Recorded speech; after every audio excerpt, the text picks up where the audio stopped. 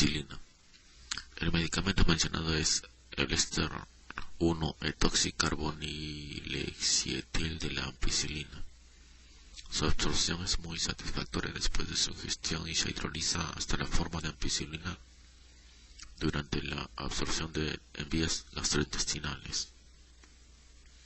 Las concentraciones en sangre son 50% mayores que las alcanzadas con la amoxicilina, y el fármaco ha sido eficaz administrado 2 veces al día. El clorhidrato de vacampicilina se expende para consumo oral. La dosis usual para adultos es de 800 a 1600 miligramos por día, en 2 fracciones. Los niños deben recibir 20 a 50 miligramos por kilo de peso corporal al día. Otros congéneres: la pivampicilina es el éster pivaloilosimetil de la ampicilina.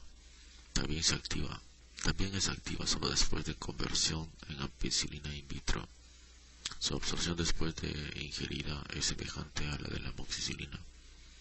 No existen datos de que el uso del fármaco señalado brinde alguna ventaja.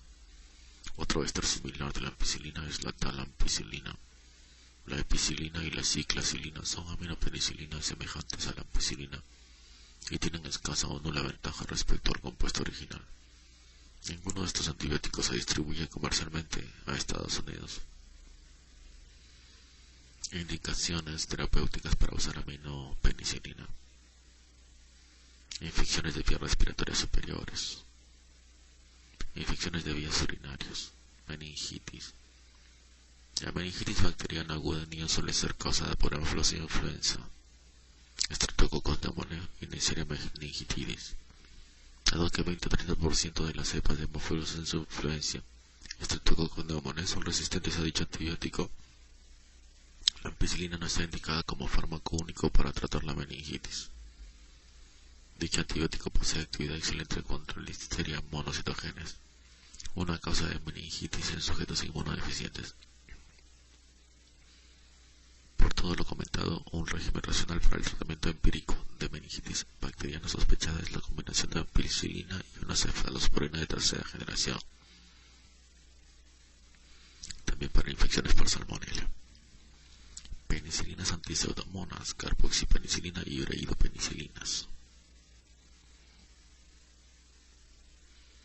Las carboxipenicilinas, carbenicilina y ticarcilina y sus congéneres cercanos son activos contra algunas cepas de Pseudomonas aeruginosa y algunas especies de proteocitos positivos resistentes a la ampicilina y sus congéneres.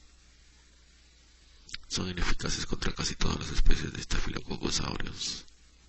Bacteroides frágiles. Es sensible a concentraciones elevadas de estas penicilinas, pero en realidad la penicilina G es más activa sobre bases equiponderales. Las ureidopenicilinas meslocilina y piperacilina también son activas contra Pseudomonas aeruginosa. Además, la meslocilina y piperacilina son útiles para tratar infecciones por Klebsiella. Las carboxipenicilinas y las ureidopenicilinas son sensibles a la destrucción de por beta-lactamasas.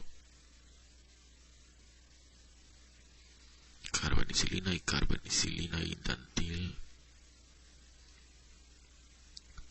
Luego ticarcilina, meslocilina, piperacilina. La piperacilina es otro derivado semejante que es activo contra Klebsiella y en este aspecto se asemeja a la meslocilina y posee mayor acción contra Pseudomonas. Las propiedades farmacocinéticas recuerdan las de otras ureidopenicilinas. Se logran altas concentraciones en bilis semejante a las de la meslocilina. Las dosis habituales son de 6 a 18 gramos por día, en 3 a 6 partes iguales. La piperacilina sódica, pipracil, en polvo se expende para solubilización e inyección y contiene unos 2 mg de sodio por gramo. Indicaciones terapéuticas. Las penicilinas mencionadas son medicamentos importantes para tratar personas con infecciones graves causadas por bacterias gram negativas. Los enfermos en cuestión a menudo tienen disminución de sus defensas inmunitarias y sus infecciones casi siempre las adquirirán en el hospital. Muchas autoridades piensan que un compuesto beta-lactámico, a menudo en combinación con un aminoglucósido, debe utilizarse en todas las infecciones de esta índole. Por consiguiente, el uso mayor de estas penicilinas es para tratar bacterias, neumonías e infecciones después de quemaduras e infecciones de vías urinarias por microorganismos resistentes a penicilina G y ampicilina. Las bacterias que pueden responder en particular incluyen Pseudomonas aeruginosa, cepas de Proteus, indol positivas y especies de Enterobacter. Las infecciones por Pseudomonas son comunes en pacientes neutropénicos y por ello el tratamiento de infecciones bacterianas en dichos individuos debe incluir un antibiótico beta-lactámico con actividad satisfactoria contra dichos microorganismos. Reacciones adversas en las penicilinas. Con mucho, las respuestas de hipersensibilidad son los efectos adversos más comunes que surgen con las penicilinas, y ellas quizá sean el punto de partida más frecuente de alergia a medicamentos. No hay datos convincentes de que una penicilina difiera del grupo de ellas en su capacidad de producir reacciones alérgicas verdaderas. En origen aproximado de frecuencia decreciente, las manifestaciones de alergia a las penicilinas incluyen erupción maculopapular, erupción urticariana, fiebre, broncoespasmo, vasculitis, enfermedad del suero, dermatitis exfoliativa, síndrome de Stevens-Johnson y anafilaxia. La incidencia global de dichas reacciones a las penicilinas varía del 0.7 al 10% en diferentes estudios. Las reacciones de hipersensibilidad a veces aparecen con cualquier presentación de penicilina y la alergia a uno de los miembros de este grupo expone a la persona a un peligro mayor de reaccionar a otro. Por otra parte, la manifestación de un efecto adverso no necesariamente denota que reaparezcan en exposiciones o contactos ulteriores con el fármaco.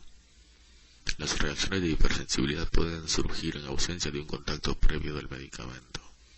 Estas quizás se originen por la exposición involuntaria a penicilina en el entorno, por ejemplo alimentos de origen animal, con el antibiótico o por el hongo que produce penicilina. La eliminación del antibiótico casi siempre hace que desaparezcan a muy breve plazo las manifestaciones alérgicas, pero pueden persistir 1 o 2 semanas o más después de interrumpir su uso. En algunos casos la reacción es leve y desaparece incluso si se continúa el uso de la penicilina. En otros obliga a suspender inmediatamente el tratamiento con el antibiótico. En unos cuantos sujetos se necesita prohibir el empleo futuro de la penicilina por el peligro de muerte y hay que señalar tal precaución al enfermo. Se necesita destacar que después de la ingestión de dosis minúsculas del antibiótico o QT reacciones con cantidades pequeñísimas de él han surgido crisis letales de anafilaxia. Las penicilinas y sus productos de degradación actúan como haptenos después de su reacción covalente con proteínas. El producto intermediario antigénico más importante de la penicilina es la fracción peniciloil que se forma al abrirse el anillo beta-lactámico y se le considera como el determinante mayor o predominante de la alergia a la penicilina. Además hay determinantes menores de la alergia a las penicilinas que incluyen la molécula intacta y el peniciloato. Los productos anteriores se forman in vivo y también están en las soluciones de penicilina preparadas. Los términos determinantes mayor y menor denotan la frecuencia con que los anticuerpos contra dichos haptenos parecen formarse, mas no describen la intensidad de la reacción que puede surgir. Los anticuerpos contra penicilina se detectan en casi todos los pacientes que han recibido el fármaco y en muchos que nunca han estado expuestos voluntariamente a él. El tratamiento reciente con el antibiótico induce un incremento en el valor de anticuerpos con especificidad de determinante mayor y propiedades dermosensibilizantes. La incidencia de reactores positivos cutáneos es 3 o 4 veces mayor en personas atópicas que en las que no lo son.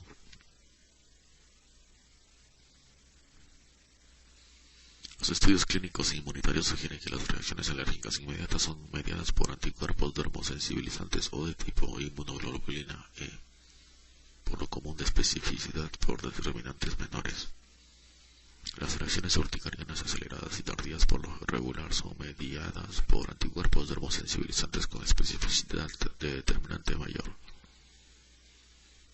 El síndrome de artralgia recurrente al parecer depende de la presencia de anticuerpos dermosensibilizantes de especificidades por determinantes menores.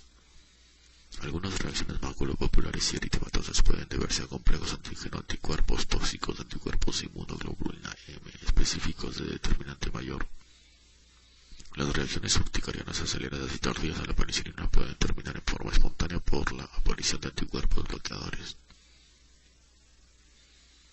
Las erupciones cutáneas de todos los tipos pueden ser causadas por alergia a la penicilina. A veces surgen erupciones escarlatiniforme, morbiliforme, urticariana, vesicular y bulosa.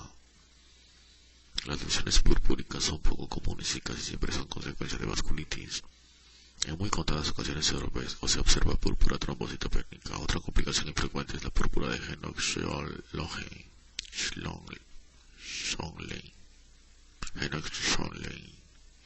con ataque renal. A veces se observa dermatitis por contacto de farmacéuticos, enfermeras y médicos que preparan soluciones de penicilina. Se ha sabido también de casos de reacciones farmacológicas fijas. Las respuestas más intensas que afectan piel son la dermatitis exfoliativa y la eritema del multiforme exudativo de tipo eritema papular o vesículo buloso.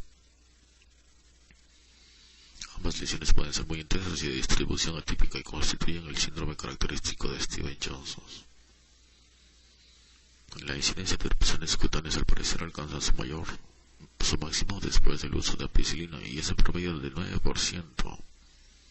Las erupciones surgen luego de administrar dicho antibiótico en casi todos los enfermos con mononucleosis infecciosa. Cuando se administran juntos el lopurinol y ampicilina también aumenta la incidencia de erupciones. Las erupciones cutáneas inducidas por ampicilina en los pacientes mencionados pueden representar una reacción tóxica y no una alérgica verdadera. Las reacciones cutáneas positivas a los determinantes mayor y menor de la sensibilización por penicilina pueden no observarse. La erupción tal vez desaparezca incluso mientras persiste la administración de los antibióticos. Tratamiento del paciente potencialmente alérgico a la penicilina.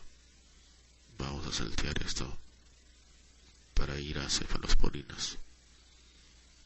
Historia y fuentes. En 1948 Brotzu aisló Cephalosporium acremonium, que fue... Vamos a dejar eso para el siguiente audio.